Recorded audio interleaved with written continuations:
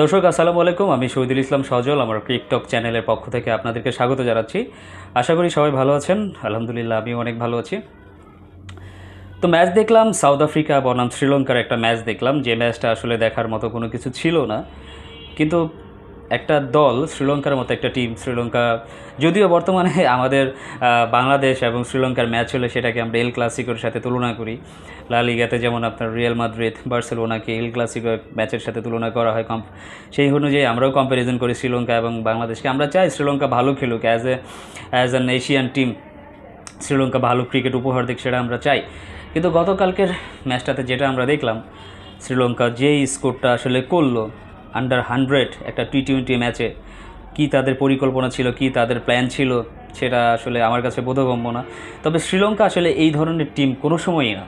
শ্রীলঙ্কা এই ধরনের টিম কোনো সময় না। Sri Lanka is much better team than স্টার্টে, এটা আমি বিশ্বাস করি। আমি এটা বলতে পারি যে যদি এরপর আরও 10-12 খেলা হয় সাউথ আফ্রিকার এগেনস্টে, শ্রীলঙ্কা যদি ব্যাটিং করে, তাহলে এরপর আর কোনোবারও এইভাবে আন্ডার 100-এ তারা আউট হবে না।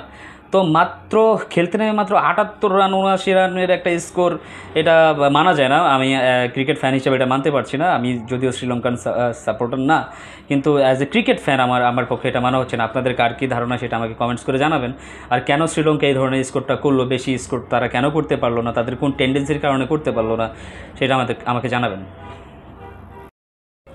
তো দর্শক, যেটা কথা বলছিলাম সেটা হচ্ছে, শ্রীলঙ্কা আপনার 78 রান করছে ঠিকই, বাট তাদের যে একটা লড়াকু মেন্টালিটি ছিল, সেই লড়াকু মেন্টালিটি আপনার বলতে হয় এই 78 রান চেস করতে গিয়ে তারা কিন্তু সাউথ আফ্রিকাকে 100 বল মোকাবেলা করেছে। এক কথা 16 ওভার 4 বলে সাউথ আফ্রিকা সেই রানটা চেস করছে। ইভেন সাউথ আফ্রিকারও চারটা উইকেট পড়ে গেছে, চারটা উইকেট সাউথ আফ্রিকারও পড়ে গেছে। তো কথা হচ্ছে, আফটার দ্য ম্যাচ যখন প্রাইজ গিভিং সেরিমনি হচ্ছিল, তখন সেখানে এসে ক্যাপ্টেন বলছিলেন ওয়ারিন্দু হাসারাঙ্গা, তিনি বলছিলেন যে তারা যেই টেন্ডেন্সি নিয়ে ব্যাটিংয়ে এসেছিলেন সেটা হচ্ছে যে 160 to 170 will be good score তাদের মতে। বাট তিনি যেটা অ্যানালাইসিস করতে পারছেন পরে, সেটা বলছেন যে আমরা চিন্তা করেছিলাম 160-170 একটা ভালো স্কোর হতে পারে, কিন্তু আসলে এই উইকেটটা ছিল 110 to 120।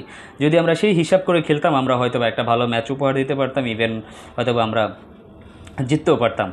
তো দর্শক, আসলে যে কথাটা আগের একটা ভিডিওতে আমি বলছি যে আসলে আমেরিকান যে পিচগুলো, যে টার্ফগুলো, সেই টার্ফগুলোতে খেলোয়াড়রা খেলে অভ্যস্ত না, যে কারণে তারা এটার সাথে মানায় নিতে পারতেছে না। এর ধরুন তাদের স্কোর করতে সমস্যা হচ্ছে, বোলিং করতে সমস্যা হচ্ছে, বোলাররা একটু বেশি সুবিধা পাচ্ছে, যেখানে ব্যাটসম্যানরা কিছুই করতে পারতেছে না। তো এতটা একপেশি একটা ম্যাচ হয়ে যাবে ইন্টারন্যাশনাল টিমে। আপনারা এত বছর যাবৎ খেলেন, সেটা শ্রীলঙ্কা হোক আর সাউথ আফ্রিকায় হোক, আপনাদের কাছে আপনাদের যারা ফ্যান্স আছে তারা আসলে অনেক ভালো কিছু আশা করে।